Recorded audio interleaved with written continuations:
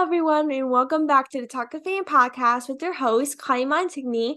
I'm so happy it's finally summer and getting to enjoy some warm weather. I don't know about you, Shamar, but I'm so enjoying summer and getting to sleep in and everything. But other than summer, we have tons of interviews in which today we have Shamar Rice. Shamar is a dancer and actor who spent most of his childhood dancing with his family dance crew, the Baltimore Showstoppers, performing and battling other crews. Later in life, after he tore his meniscus, he discovered that he had love and passion for acting. Recovering from his injury, he spent most of his time developing his career in acting. Eventually, a few months later, after a lot of physical therapy, he continued pursuing his passion in the entertainment industry. And look for further. And Shamar, welcome to the podcast. It is lovely to have you. Thank you. Thank you. I'm so excited to be here. I'm super excited for you to come on and join. And first of all, does your whole family dance? They did at a point in time, yes, besides my father and one of my brothers. Ooh, how old were you when you first kind of started dancing? Give us kind of a deep dive and how when you started dancing and stuff. I started dancing when I was 5 years old. It wasn't a career or anything. It was a hobby because I was young and didn't know anything about, the business side of dance or anything. So it was just fun for me. It was fun for my whole family, actually. So the group started in 2004, but I didn't know anything about it because I was that young, so they didn't put me around that. But I knew, that they were dancing, but I wasn't allowed, Mm. downstairs. We were practicing because I was young. But in 2005 it kind of kicked off for me because it was just one time where I did slip downstairs, when I wasn't supposed to. And, I was just dancing and my family loved it. And, I still couldn't really do anything. But my oldest brother, he literally was just pushing me to just dance, and he was the one that was just there. So that's kind of how I really got into it and started doing it with my family. Wow, that's crazy. Especially at a young age, you started dancing. That's incredible because it was similar to me as well because my sister did dance growing up when I was a little kid. And then she literally convinced me for years to do dance. And then 3 years ago I started dancing and she it was I told you. But dance is my biggest factor in life. It's you whatever you're going through, you just turn on music on, blast it, Yeah. put on headphones, and start dancing whenever you want. Oh, yes, of course. It's so therapeutic. It definitely is. And with your group, your family group, did you guys perform in your area in Baltimore or did you perform around the country? Okay, so we have not been around the country a lot in our area, in our city, of course, but I know we did travel out of town before, but I don't remember. And that was it was crazy because I think that that was my first show actually performing out of town. And like the dance groups, I found out they get altercations. Oh, really? So yeah, for in competitions, I guess because one is better or something like that. I don't know, but it was my first time seeing that, and I'm just oh, okay. I am young, but I know fighting is and things like that. So I knew that dance would have this um type of environment, Mhm. growing up. I'm gonna see more of it. I mean, it's competitive, so I get it. I understand. Yeah, with especially in the dance industry, the industry from my experience, I think you should think the same thing as well, but it's very competitive in what you're doing, no matter if it's you're part of a dance team, you're traveling all over the place. But I don't know if you watch Dance Moms, but it's you'll see if you watch Dance Moms, you'll know, but it's the teacher will basically yell at you for 24/7 and basically from that show it was so competitive and I'm when I watched that show I was I don't want to be part of that competitive industry it's just it's so competitive I'm why would I want to be part of a competitive industry but then it's dance who doesn't want to dance though is a question though. Yeah, I mean, and see, people can dance, they can get into it. They don't have to do the competitive side. They could just Yeah, they can do it outside of it. It's do it at a party or a get together. Yeah, for sure. And like, how did you kind of find like how did you kind of drive in your craft after you tore like your Um, meniscus or like however like you pronounce it? oh, meniscus, yes. It was a long journey, because when I tore my meniscus, I got my surgery, um, 2 weeks after. Like it was quick, and but I had to get through a lot of like tests. I had to get an MRI. Well, I had to get an X-ray at the hospital. They couldn't do anything because it was the higher up. That had to the orthopedics. So in order to get to find out what really happened, I had to get a MRI, and it just scans more deeper, into your body than an X-ray. So I had to get that, but I had to wait. I had to wait more days, and I was in pain. And then I actually got the MRI and went to get it checked. And they told me, like, I told my meniscus, and that I would have to get surgery.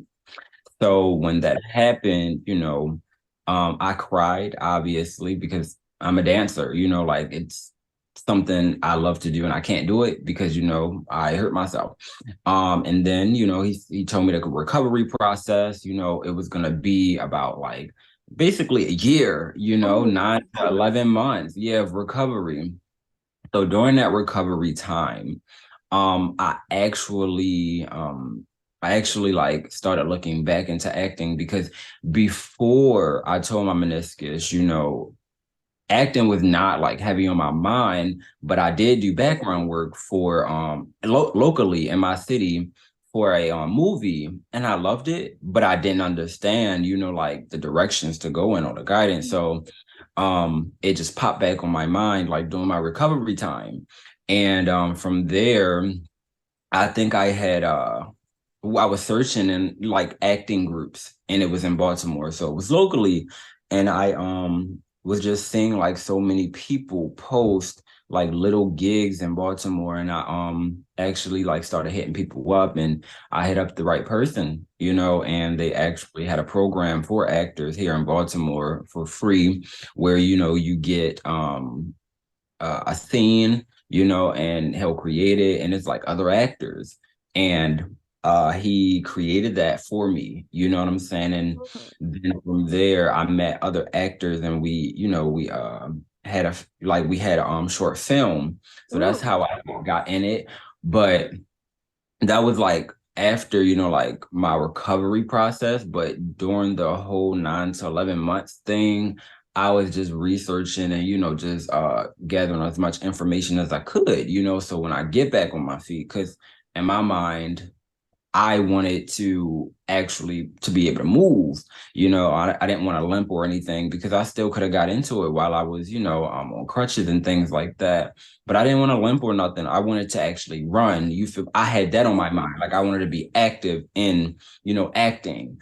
But yeah, so after that, we had shot it. And from there, I mean, it was just like the rest was history, you know what I'm saying? Definitely. Like it's like I love how like you like even after that surgery, you just like kind of like didn't hold back no matter if it was hard. You know what I mean? Like you're like, okay, I know a lot of people want to slow down, but I do not want to slow down. I just want to go pursue my dream. Like I wanted to ask you, since you're both a dancer and actor, like would you consider going out and doing like a play or something on Broadway? Or doing like a local production, that type of thing? Um, it's definitely on a bucket list. I'm not, the biggest fan of, stage because I grew into TV and film. Yeah. It's kind of hard.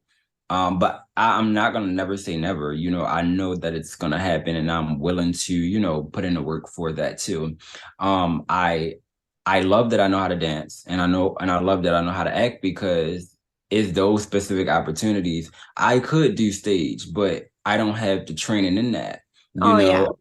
So that's just the only difference. Now, like I said, I'm willing to learn Mhm. when the opportunity arises, but For right now, I'm just focusing on, TV and film, but I will definitely expand, the vault in order to, do a Broadway play, you know what I'm saying? But they require sometimes singers, like everybody has to Oh be yeah. singers, and I'm not a singer, so that's the biggest thing. But I mean, I could be wrong. They don't always have to sing, but Yeah. I'll be ready when that opportunity arises. Definitely. Like I can see you as like a Broadway type of person though, even though like you don't have like the training and that thing. Like even if, like a dancer and actor, like sometimes like with actors, you do not like there's not a lot of actors that can do both, like dancing and acting, or do something like a film that does like it does dancing and acting. I mean, not like La La Land, but it's like he's not singing, but it's like both singing and dancing at the same time. Yeah, for sure, for sure. Like after like you had that surgery, like did you ever like dance competitively or did like any dancing story after it, like after the surgery? Like after I got the surgery Yeah. or like after the recovery? Either one, both. I for one, no, I didn't dance competitively after the surgery. But I will say, and this is still to, after the surgery. So I didn't dance competitively after the surgery, but I want to say about like 9 months in, I think when I hit like my 9 month mark, or 10 months, I started to dance again, but it was in my home.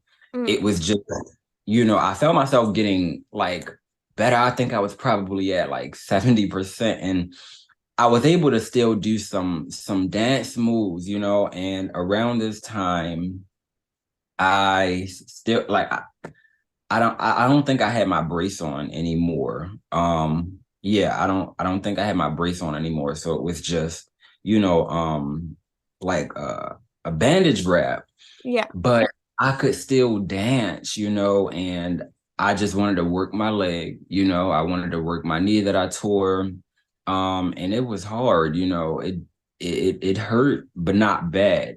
But Yeah. yeah, and then after, I want to say when I hit that year mark, like next year, like say it was this year, and it was I guess November. That's when I started trying to dance. And then like the next year in March, oh, I was on fire. Like I was doing dance videos. I wasn't competitively dancing yet, but I did set a goal, to start, getting into that world again. March, April, May. I gave myself into May.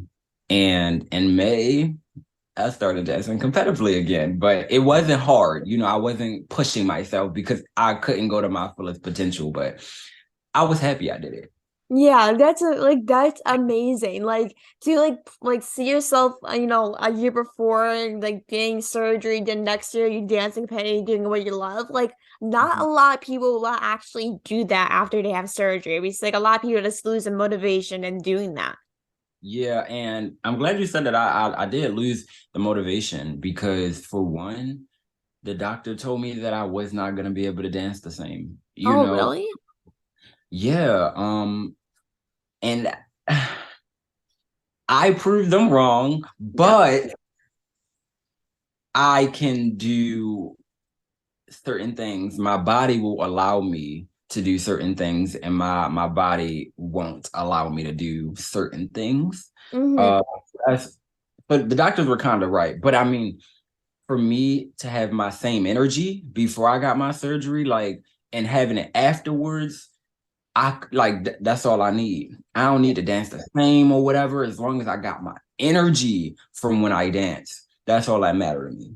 Yeah, that's all that matters. As long as you have the same love and energy to put that work in every day, Yeah. that's like it doesn't matter how good you are or how much you change. It's really about like what you think and how your heart is. Yeah, for sure.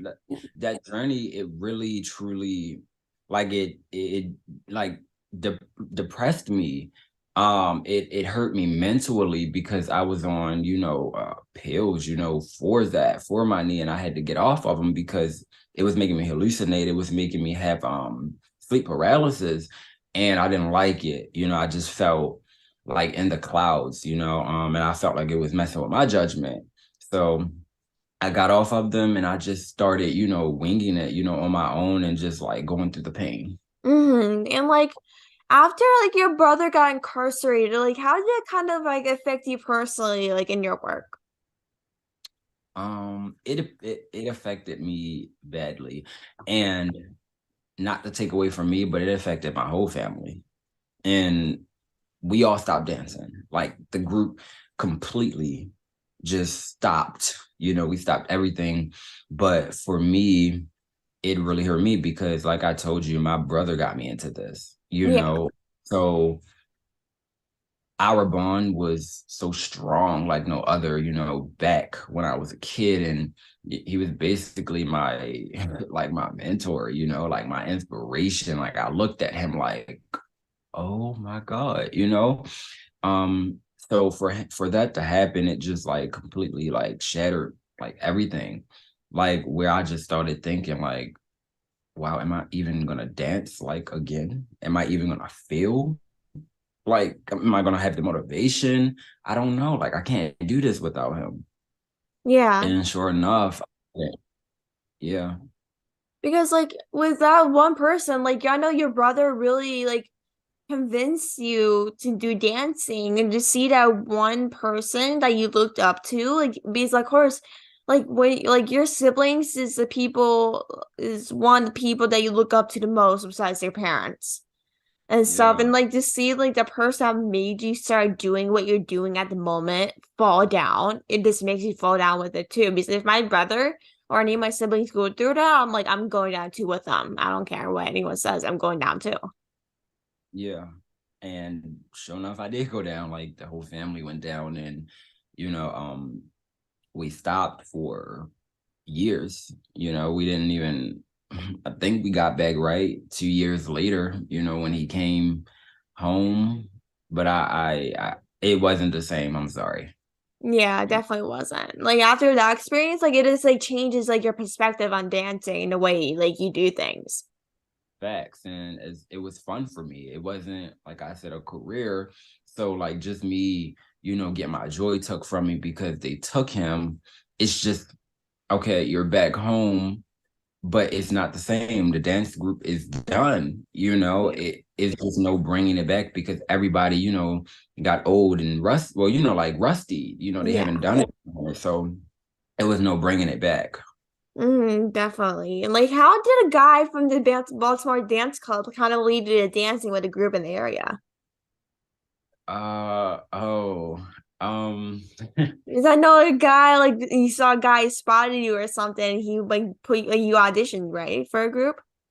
yes, I tried out for a group. That's gonna be okay. So I was in high school, I was a freshman, and this is like literally the moment I seen that I like wanted to get back into dance. You know what I'm saying? Yeah.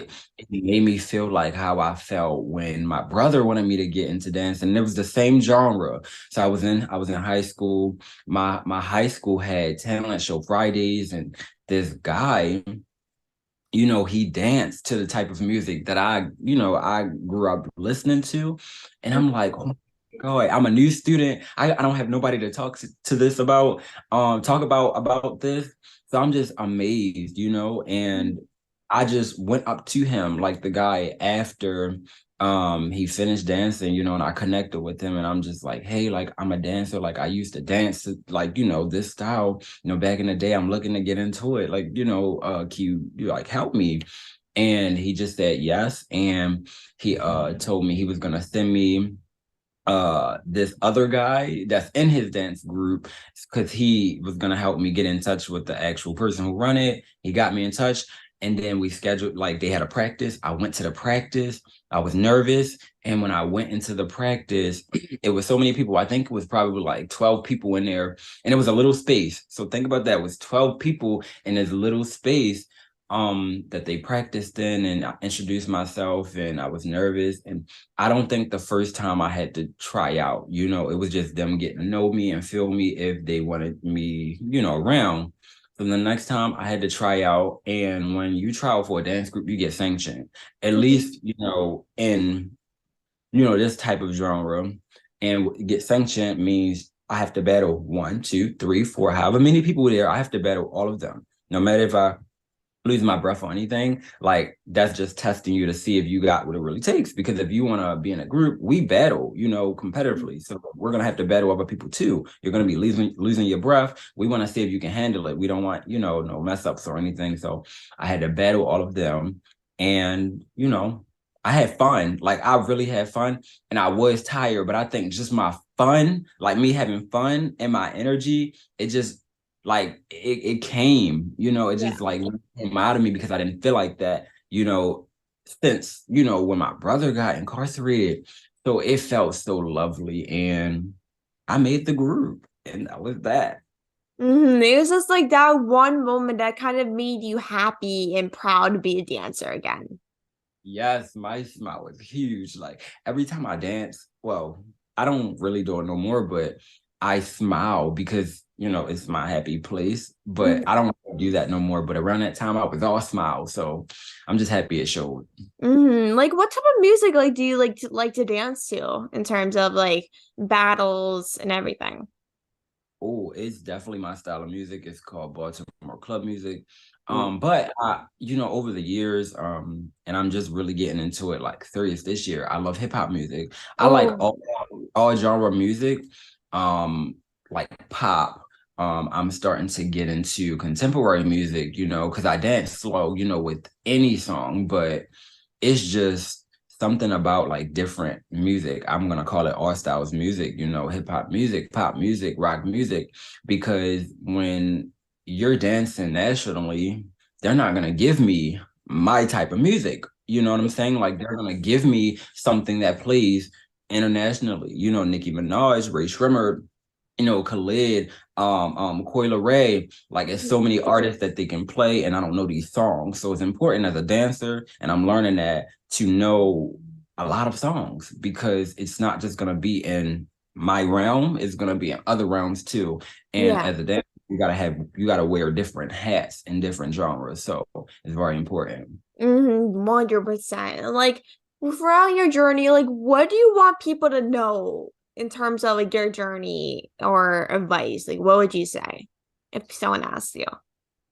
I would just say keep going. And I know it sounds cliche, but it's not. You literally have to keep going. And how do you keep going? You have to have faith, especially in God. You have to believe in yourself. And I know that sounds cliche again, as far as believing in yourself, but me growing up, I always looked for somebody else to believe in me, somebody else to support me. And of course, we all want that support, and believe, but if we don't believe in ourselves first, like how we expect somebody else to. You feel me? Like that's very big. You have to love whatever you're doing in whatever field. If you don't love it, it's just a hobby. I'm gonna say that again. If you do not love it, it is just a hobby for you. If you're not taking it serious, that's fine. That's just a hobby. But if you really want a career out of something, you need to love it because it's going to mentally drain you if you try to make a career out of it and you don't love it. Like you have to. And yes, that's really, all I have to say as far as that, because Mhm. that really goes a long way. It really does because like if you don't believe in yourself, then who's gonna believe in you? Like, first of all, because like the only person to believe in you is yourself. That's the most important thing. If you don't believe in yourself, then who will believe in you? Hmm. Yeah. And God, He's always number one. If you don't believe in yourself in that moment, talk to him because he will get you together. It would feel great. Just listen to some music, pray about it, do some yoga, just say some affirmations. I'm beautiful. I'm loved. I believe in myself. I have a support system that I don't even know about yet, but I will meet them. Like it's certain things that you can say that can bring alignment to yourself and bring you happiness. Exactly. And like, what is like one thing you learned from your experiences so far? With dancing, I've learned to not really take everything personal. I mean, just like acting, it is a business. I carry myself as a brand. with dancing and acting. Since I became very professional in acting, I carry my dance brand with my acting brand, so it's together. So definitely professionalism, and just listening, researching, um, keep studying, because always be a student of the game is never not enough information. There's enough information out there for you to literally be successful in any field. Exactly. Like I don't know what else to say to that one. That's like I don't know what to say there. But like how has like your identity as a gay man formed your work as an actor and dancer? Um, so hmm, it's it's kind of like a long story. I'm gonna try to not make it long, but I was always like, confused of my sexuality, and growing up, people obviously knew that, but I did not have the voice to actually speak and say anything because of, like I was afraid what my family would think and etc. But I came out in 2021, I believe. I had so much support from strangers, all of my friends. I did not have that support from my family. Um, Specifically my mother and father. And my brother wasn't really acceptance of it, but he loved me, and he accepted it in the long run. So now it has formed me to be, just open and strategic and clear, about what I do and how I do it. And I'm glad that I'm open now. I'm glad that I could love myself for who I am without looking for any validation from anybody. I'm glad I have people that can guide me, within my dancing career and acting career as a gay male because, it's hard for us out here, not even just the males, but, LGBTQ, period, in any field, but specifically acting and dancing. Like, come on, it's hard. Yeah. People will put you in a box just because of your sexuality, and it's so not cool. I want people to love the LGBTQ community. You don't have to speak to them, just support it, because we are people too. And Yeah. we have feelings, and it's okay to just, let it out, So I'm just glad that I have the people in my life now that support me in my sexuality and the decisions that I make. 100%. Because like no matter what your sexuality is, like people shouldn't treat you or see it differently based on the way you are. Because like the way you are just like makes you unique no matter what, no matter your skin tone, your sexuality, etc. Like you are still human, you still have feelings, and like you do not need to talk to them. Just like be supportive. Be like like you may never know how much support they're getting. Like you said, like your brother kind of didn't really understand it. And so like you like if like you may know like how much support you're getting, but if you tell people like let's just say on social media, like you tell your closest friends that you're gay and just your experience, and it's just like if like to get like their support, let's just say, well like what no matter how big it is, like it would just mean a lot to at least get someone support in how you feel and what how you are. Yeah, and it's family, so it was hard to, say something, but I don't know. I just thought that it would be okay, because I felt like it was a safe space, just 50% to say something, but I didn't want my family to find out on their own. I wanted to say something and to get that type of backlash from them. And I didn't say what the backlash was. I'm not, but it wasn't good. But it's just shaping me into the man that I am today. And as a Black gay man, it's hard out Mm. here, especially in the acting industry, especially dance wise. Yeah. Yeah, that's understandable. Like even if like, no matter what your skin tone is, like everyone goes through something entertainment wise. Like no matter if you're black, white, like no one's different based off their skin tone. Like everyone's treated the same no matter what. Like I'm not going like people shouldn't see people differently based off of what they look like and what their image is. Because everyone's unique in their own way and everyone is amazing. No matter if you feel like you're not. Like everyone is. Yes, I love that you said everyone is unique in their own way. I said that twice before by lifetime. I stand on that. Me and you both. And like, what actors and actresses would you like to work with in the future? Ooh, Viola Davis. Um, okay, Viola Davis, Zendaya Coleman. Oh, I would have loved to work with Chadwick Boseman. R.I.P. Rest his beautiful soul. I want to work with Denzel Washington. I want to work with Ben Affleck. It's a lot of them, oh, but A-list actors. So a B-list actor, I do want to work with him. His name is and what is his name? Wow, I forgot his name that quick. But he played on BMF. Um, wow, it hurts my soul that I forgot his name.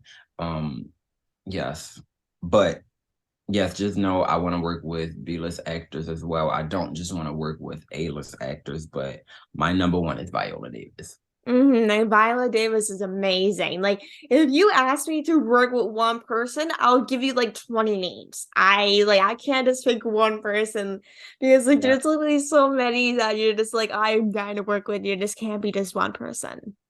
Yes. Oh my goodness. And like you recently got to be part of HBO Max's Perry Mason, in which you're the boy with Converse. Like I wanted to ask, like, what is a boy with Converse and Mason? So it's a role. Obviously, so Boy with Converse, that was the name, of the character. Um, and it was on HBO Max, and I had a privilege and honor to play him. And he was, really a regular kid, well, regular teen in town that got mistaken for somebody else.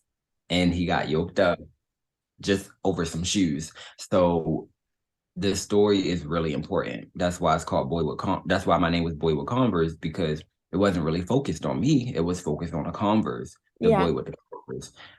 So yeah. That's terrific. Like, especially the Converse today. Like, Converse is such a big thing, especially me. Like, I own like two of them. They're just amazing. Like, Converse, like, once I saw it, I'm like, Converse, terrific. Like, Yeah. but like, I want to thank you so much for coming on and taking the time. I know it's been a little crazy around here a little bit, but like, I wish you the best of everything. And I like, if you need help or anything, feel free to reach out. And if you want to do like a dance thing soon, feel free to call me. Then let me know. I'll be happy to. But like, thank you so much for coming on, Shamar. And I really appreciate you for coming on. And then thank you everyone for listening. I hope everyone enjoyed this episode of Talk of Fame. And I hope everyone has a great rest of your day. And thank you, Shamar, for coming on. I really appreciate it. Thank you, Kylie. I really appreciate you for having me, and everybody else have a blessed and amazing week. You too as well. Have a great rest of your day. Talk to you soon. Talk to you.